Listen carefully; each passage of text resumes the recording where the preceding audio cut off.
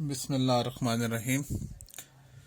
10th class lecture number 1A unit number 6 का ये first lecture है, जिसके अंदर हमने एक्सरसाइज 6.1 जो सी है वो हमने डिस्कस करनी है।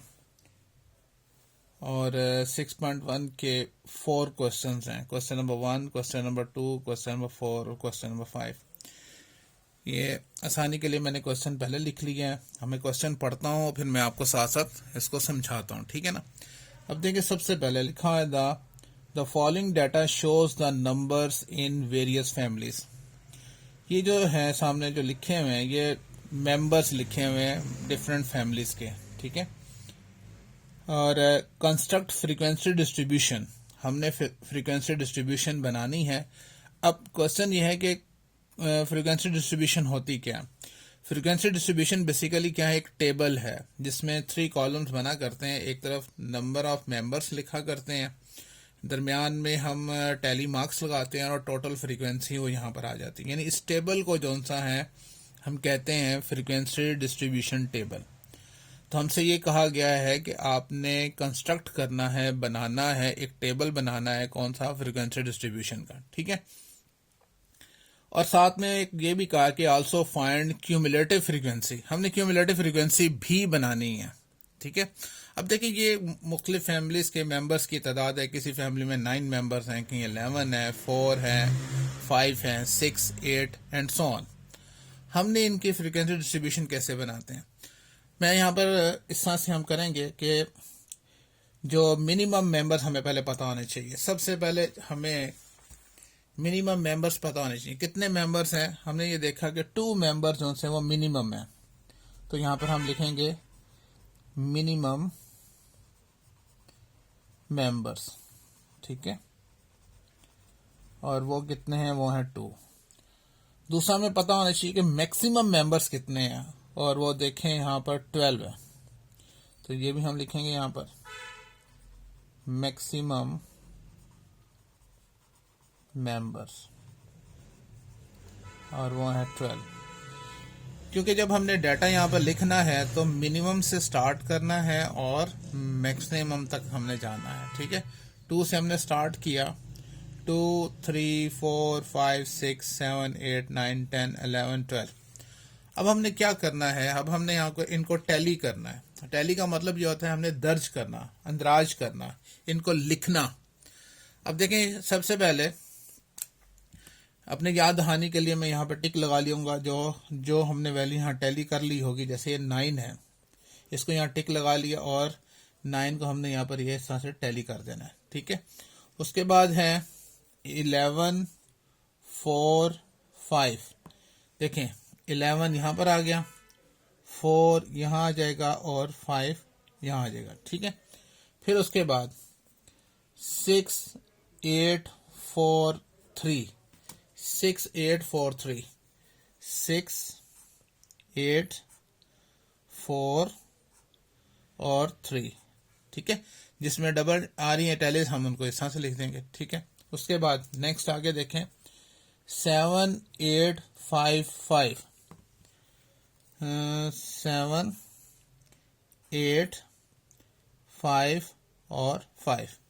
अच्छा, उसके बाद 8, 3, 4, 9, 8, 3, 4, 9, 8, 3, 4 और 9, ठीक है। उसके बाद 12, 8, 9, 12 कहाँ पर है, ये जी 12, 8 और 9, बिल्कुल उसके सामने हमने वो टैली लगानी है। उसके बाद देखें 10, 6, 7, 7, 10, ठीक है, 6, 7 और फिर 7। अच्छा, उसके बाद 11, 4, 4, 11 ये आ गया, ठीक है, 4 और फिर 4 है। अब देखें, ये ऑलरेडी हमने 4 टैलीज लगा चुके हैं। अब 5th जो टैली है वो हमने क्या करना है, वो हमने फर्स्ट के हेड को लास्ट के टेल से हमने मिला लेना। इस तरह से हमने 5th टैली यूं लगानी है। ताकि एक 5 का ग्रुप बन जाए, ठीक है ना। अच्छा, उसके बाद देखें 8 4 3 2 8, अच्छा 8 भी देख लें, 8 भी फिफ्थ टैली है, तो क्या करेंगे हम फर्स्ट के हेड को लास्ट के टेल से मिलाकर 5 का ग्रुप बना लेंगे, ठीक है। तो क्या था 8 4, अब 4, अब थोड़ा सा हट के जब 5 का ग्रुप बन जाए थोड़ा सा हट के एक और टैली लगानी है 4 जी, 8 4 3 2, ये 3 आ गया और 2 यहां पर उसकी टैली आ जाएगी जी। नेक्स्ट 7 9 10, 7 9 10, 7 ये आ गया, 9 के लिए आ गया और 10 की ये टैली आ गई, ठीक है।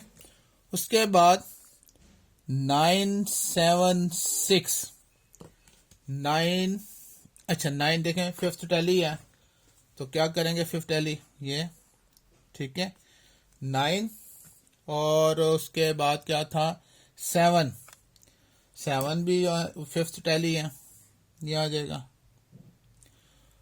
9 9 हो गया, 7 हो गया, 6 6 यहाँ आ जाएगा, ये आ गया, ठीक है।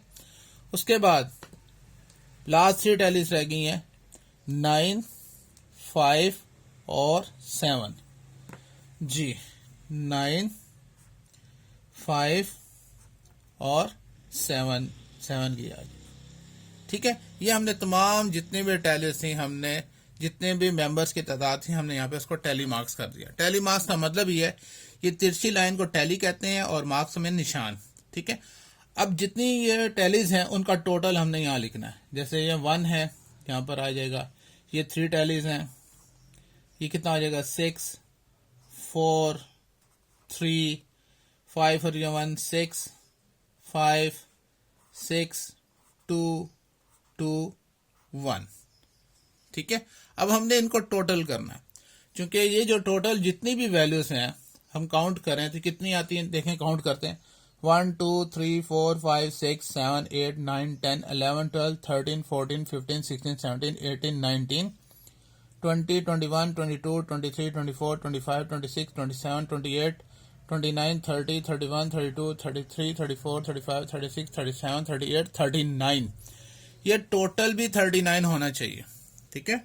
अब देख लें 3 + 1 4, 4 + 6 10, 10 + 4 14, 14 + 3 17, 17 + 6 23, 23 + 5 28, 28 + 6 34, 34 + 2 36, + 2 38 और 1 39। तो इसका मतलब है हमने ये जो टैलीज की हैं बिल्कुल ठीक किया। अब नेक्स्ट जो पार्ट है उसमें हमसे पूछा गया है कि आपने क्यूमुलेटिव फ्रीक्वेंसी बतानी है। अब देखें क्यूमुलेटिव फ्रीक्वेंसी कैसे लिखते हैं। पहली वाली फ्रीक्वेंसी तो एज इट इज लिखा करते हैं, उसके बाद जो सेकेंड वाली फ्रीक्वेंसी है ये पहली वाली में ऐड करके लिखते हैं, यानी 1 में 3 प्लस करेंगे तो क्या आएगा 4, तो इसकी क्यूमुलेटिव फ्रीक्वेंसी जो सी होगी वो 4 होगी। 4 में नेक्स्ट वाली ऐड करके लिखेंगे, यानी 4 में +6 करें तो 10, 10 में नेक्स्ट वाली ऐड करेंगे 10 + 4 14 हो जाएगा। 14 में नेक्स्ट वाली यानी 3 ऐड करेंगे तो 17 आ गया। 17 में +6 करेंगे तो क्या आ जाएगा 23, 23 में 5 प्लस करेंगे तो 28, और 28 में 6 प्लस करेंगे 34, 34 + 2 36, 36 + 2 = 38 हो जाएगा, और 38 + 1 दैट विल इक्वल टू 39। तो ये जो सी है ये क्या कहलाएंगी क्यूमुलेटिव फ्रीक्वेंसी। क्यूमुलेटिव फ्रीक्वेंसी कौन सी है 1 4 10 14 17 एंड सो ऑन। तो ये हमसे ये पूछा गया था कि आपने क्यूमुलेटिव फ्रीक्वेंसी भी बनानी है, और बात हो रही थी कंस्ट्रक्ट फ्रीक्वेंसी डिस्ट्रीब्यूशन। तो ये हमने जो टेबल बनाया है इसके बारे में उसने कहा था कि आप फ्रीक्वेंसी डिस्ट्रीब्यूशन टेबल बनाएं, ठीक है। अच्छा, इसके बाद देखें क्वेश्चन नंबर 2 जो सा है। क्वेश्चन नंबर 2 में हमसे पूछा गया है, कहता है कि the following data has been obtained after weighing 40 students of class 5. Make a frequency distribution taking class interval size as 5. Class interval size भी हमें बता दिए कि आपने वो कितना रखना है, वो 5 का रखना है। तो हम यहाँ पे लिख लेते हैं, एक तो क्लास इंटरवल के बारे में बता दिया कि क्लास इंटरवल साइज, और वो है उसको h से जाहिर करते हैं, और वो है 5। ठीक हो गया। Also find the class boundaries and mid points, हमने क्लास बाउंड्रीज भी बनानी है और मिड पॉइंट भी फाइंड करना है। ये डाटा गिवन है, और ये किस चीज का डाटा है? उसने कहा है कि ये हासिल किया हमने after weighing 40 students of class 5। Class 5 के 40 स्टूडेंट्स है, उनका वेट किया गया, तो ये डाटा हमने कलेक्ट किया। अच्छा, आपसे कहता है फ्रीक्वेंसी डिस्ट्रीब्यूशन बनाएं, यानी ये टेबल बनाना है, जैसे मैंने यहाँ नीचे ड्रॉ किया हुआ है, ये टेबल बनाना है, और जो क्लासेस बनानी है उसका क्लास इंटरवल का साइज 5 होना चाहिए। ठीक हो गया। एक और आसानी हमारे लिए ये कर दी कि also make a less than cumulative frequency distribution, कि आपने एक तो क्यूमुलेटिव फ्रीक्वेंसी डिस्ट्रीब्यूशन भी बनानी है, और हिंट ये दे दिया है कि मेक क्लासेस जो आप बनाएंगे वो 20 से 24, 25 से 29। तो इसके लिए जो सा है, सबसे पहले तो हमें मालूम होना चाहिए कि मिनिमम वेट किसका है। हम यहां पर लिख लेते हैं कि मिनिमम वेट। अब डाटा में तलाश करें कि सबसे कम वेट किसका है। जी देखें यहां पर 26 है, 21 नजर आ रहा है, जो कि सबसे कम तरीन है, तो 21 आ गया। और मैक्सिमम वेट किसका है? मैक्सिमम वेट, जी मैक्सिमम वेट जिसका सबसे ज्यादा है, अगर हम देखें तो एक तो 41 नजर आ रहा है, उसके अलावा अगर और देखें ये 40 है, तो 41 जो सा है वो सबसे ज्यादा है। ठीक है, तो हम लिख लेते हैं 41। अब हमने जो सा है फ्रीक्वेंसी डिस्ट्रीब्यूशन टेबल बनाना है। तो क्लासेस तो मैंने पहले बना ली हैं, 20 से लेकर 24 तक, ये इसका 5 इंटरवल है, 20 भी इंक्लूड है और 24 भी इंक्लूड है। तो आप काउंट कर लें बेशक 20, 21, 22, 23, 24। तो इंटरवल कितना है उसने गिवन में कहा भी था कि क्लास इंटरवल साइज आपने कितना रखना है, वो 5 का रखना है। तो वो इसमें हमने वो 5 का रख लिया। ठीक है, अब 5 का इंटरवल हमने चलता रहना, यानी 25 से लेकर 29 तक, फिर 30 से 34, 35 से 39 और 40 से 44। हमने क्लासेस बनाते चले जाना है जब तक के मैक्सिमम वेट जिसके अंदर नहीं आ जाता। अब देखें ये है 41, तो होना तो ये चाहिए था कि 40 से 41, लेकिन हमने इंटरवल सेम रखना है, बेशक वो उससे ज्यादा आ जाए, आपने ये इंटरवल सेम रखना है। अब हमने क्या करना है, जैसे अभी लास्ट क्वेश्चन में हमने किया, टैली मार्क्स करने हैं। ठीक है, अब देखें टैली मार्क्स का मैंने अभी आपको मेथड बताया, ये है 34, 26। देखें ये 34 कहाँ आता है, यहां पर आता है, ये आ गया इसके टैली।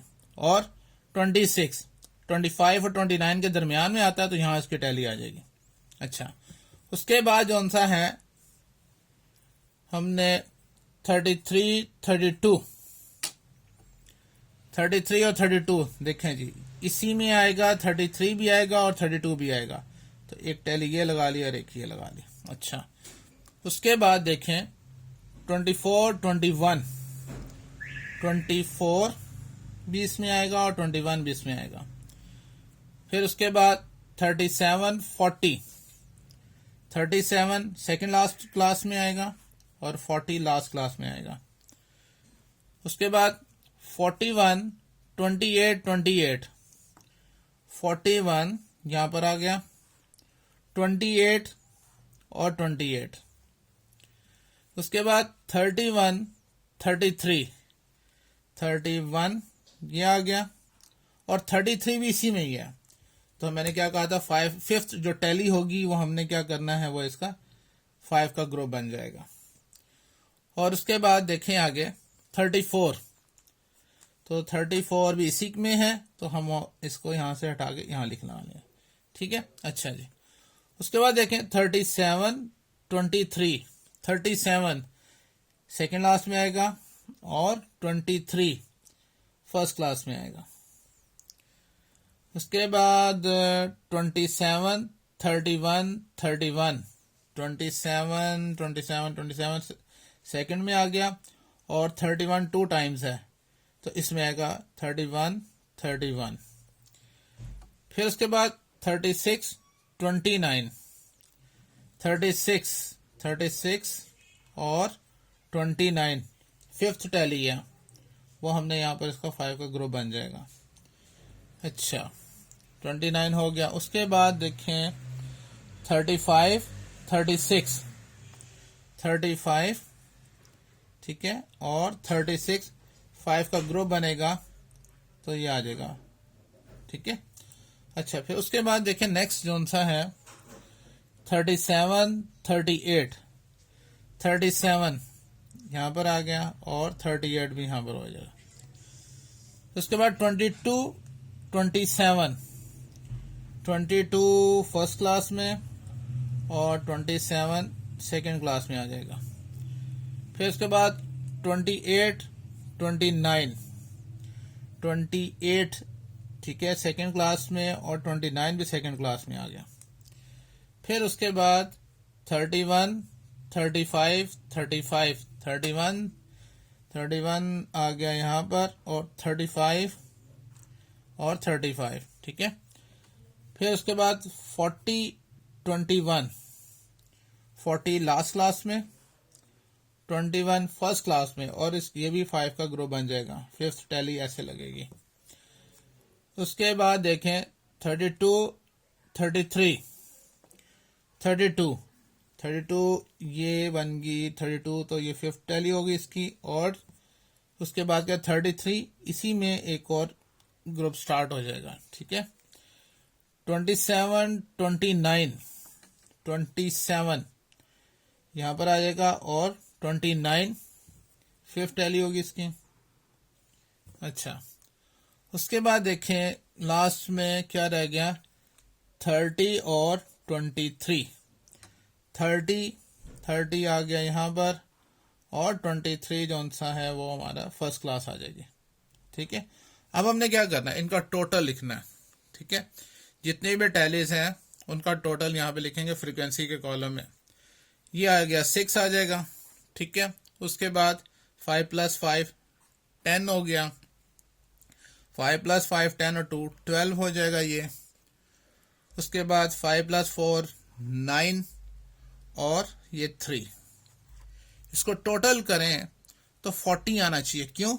क्वेश्चन में उसने कहा था कि 40 स्टूडेंट्स के ये वेट हैं तो ये टोटल हम करें तो 40 आ जाएगा।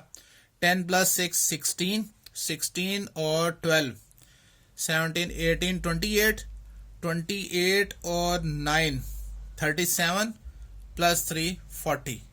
तो 40 जौन सा है इसका मतलब है हमारे जौन सी हमने जितनी भी टैली की हैं वो बिल्कुल ठीक है। अच्छा उसके बाद देखें यहाँ पर हमने मिड पॉइंट फाइंड करना है। अब देखें यहाँ पर मिड पॉइंट फाइंड करने के लिए मैं 1 मिनट आपको एक्सप्लेन कर देता हूँ यहाँ पर कि मिड पॉइंट कैसे फाइंड करते हैं। ये देखें अब मिड पॉइंट को मैं थोड़ा सा यहाँ पे एक्सप्लेन कर देता हूँ। Mid point basically mid point जो सा है इसको एक और नाम भी दिया जाता है। इसको क्लास मार्क भी कहते हैं। क्लास मार्क इसको जो सा है मिड वैल्यू भी कहा जाता है कि ये मिड वैल्यू है। ठीक है। तो इसको x से रिप्रेजेंट करता है। It is denoted by x। अब x का मतलब क्या है? क्लास मार्क, मिड पॉइंट और मिड वैल्यू। अब ये कैलकुलेट कैसे होता है इसका फॉर्मूला है वो हमें याद रखना है। हर क्लास का मिड पॉइंट फाइंड कर सकते हैं। कैसे? Lower class limit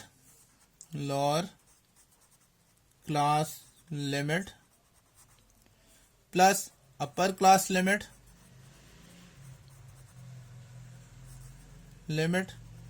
divide by 2। Her class की लोअर क्लास लिमिट में अपर क्लास लिमिट ऐड करें और 2 से डिवाइड करें तो हम मिड पॉइंट फाइंड कर सकते हैं। अब देखें ये फार्मूला हमने यहाँ पे अप्लाई करना है, इस क्लास का मिड पॉइंट फाइंड करना है। तो कितना आसान है, लोअर क्लास लिमिट प्लस अपर क्लास लिमिट, यानी अगर मैं 20 में 24 प्लस करूं तो क्या आ जाएगा मेरे पास 44, और फिर इसको 2 से डिवाइड करूं तो क्या आ जाएगा 22। तो इस क्लास का मिड पॉइंट जो आएगा वो क्या होगा, वो 22 होगा। ठीक है, आपको समझाने के लिए एक और मैं यहाँ पे लेता हूँ, यानी 25 में प्लस करना है। मैं यहाँ पे एग्जांपल भी दे रहा हूँ, 25 प्लस 29 डिवाइड बाय 2 करेंगे तो क्या आएगा, इज इक्वल टू 27। इसी तरह से ये इसका मिड पॉइंट फाइंड करेंगे, आप करके देख लेना। तो इसका आ जाएगा 32, 37, 42। तो ये हमने मिड पॉइंट हमने फाइंड कर लिया। समझ में आ गई कि मिड पॉइंट कैसे फाइंड करते हैं, कि अपर class limit lower class limit plus upper class limit divide by 2, her class का हमने मिड पॉइंट फाइंड करना होता है। उसके बाद हमने जो फाइंड करना है क्लास बाउंड्रीज। देखें अब क्लास बाउंड्रीज कैसे फाइंड करते हैं, फर्स्ट क्लास की अपर क्लास लिमिट और सेकंड क्लास की लोअर क्लास लिमिट के दरमियान में जो डिफरेंस है, जैसे कि मैं यहाँ पर इसको एक्सप्लेन करूं तो मैं यहाँ पर दो, जैसे ये देखें यहाँ पे क्लासेस हैं 20 से 24 और 25 से 29 और 30 से 34। फर्स्ट क्लास की अपर क्लास लिमिट और दूसरी जो सी लोअर क्लास लिमिट के दरमियान में डिफरेंस कितना है, 25 में से 24 माइनस करें तो 1 को 2 पर डिवाइड करें तो आंसर आता है 0.5। इस 0.5 को लोअर क्लास लिमिट में लेस करते जाएंगे और अपर क्लास लिमिट में ऐड करते जाएंगे तो हमारे पास क्लास बाउंड्रीज बनती चली जाएंगी। याद रहे ये क्लासेस जो सी हैं ये क्लास लिमिट्स हैं, जिनमें ये लोअर क्लास लिमिट है, यानी ये जितनी भी हैं, अगर मैं यहाँ पे सेपरेट लिखूं 20 to 24, 25 to 29, 30 to 34, ये मैंने क्लासेस वैसे लिखी हैं। तो ये जो तीनों की तीनों हैं, these are called upper class limit, upper class limits. तो समझ में आ रही है, ये तीनों की तीनों क्या कहलाएंगी, अपर क्लास। और फिर ये क्या कहलाएंगी, ये लोअर क्लास लिमिट्स कहलाएंगे, इनको कहेंगे लोअर क्लास लिमिट्स। ठीक है, हमने क्लास लिमिट से क्लास बाउंड्रीज बनानी है। अब इनमें हमने 0.5 लेस करते जाना है और 0.5 इसमें ऐड करते जाएंगे तो हमारे पास क्लास बाउंड्रीज बन जाएंगी। 20 में 0.5 लेस कर दें तो क्या आएगा 19.5, और इसमें ऐड कर दें तो ये 24.5।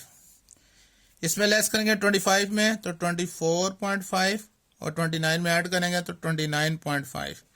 लेस करेंगे 29.5 और ऐड करेंगे तो 34.5। 35 में 0.5 लेस करेंगे तो 34.5 और 39 में ऐड करेंगे तो 39.5, और ये 39.5 हो जाएगा और ये 44.5। तो ये हमने क्लास बाउंड्रीज बना ली। अब आपको क्लियर होना चाहिए कि क्लास बाउंड्रीज में और क्लास लिमिट्स में क्या फर्क है। सिंपल है, ये क्लास 24 पे खत्म हुई और नेक्स्ट डिजिट से अगली क्लास स्टार्ट हो रही है, 25 से स्टार्ट हो रही है। 29 पे ये क्लास खत्म हुई तो नेक्स्ट 30 से स्टार्ट हो रही है। That's why these are called class limits. लेकिन क्लास बाउंड्रीज के केस में देखें कि 24.5 पे ये क्लास खत्म हुई है तो 24.5 से ही अगली क्लास स्टार्ट हो गई है। ये 29.5 पे क्लास खत्म हुई है तो नेक्स्ट क्लास 29.5 से ही स्टार्ट हुई है। तो इसको कहते हैं क्लास बाउंड्रीज कहते हैं। ये क्लास लिमिट्स और क्लास बाउंड्रीज में ये डिफरेंस है। ठीक है, अच्छा यहाँ पर जो सा है एक और भी उसने कहा था कि also make a less than cumulative frequency distribution. हमने यहाँ पर जो लेस देन जो क्यूमुलेटिव फ्रीक्वेंसी है वो हमने यहाँ पर बतानी है।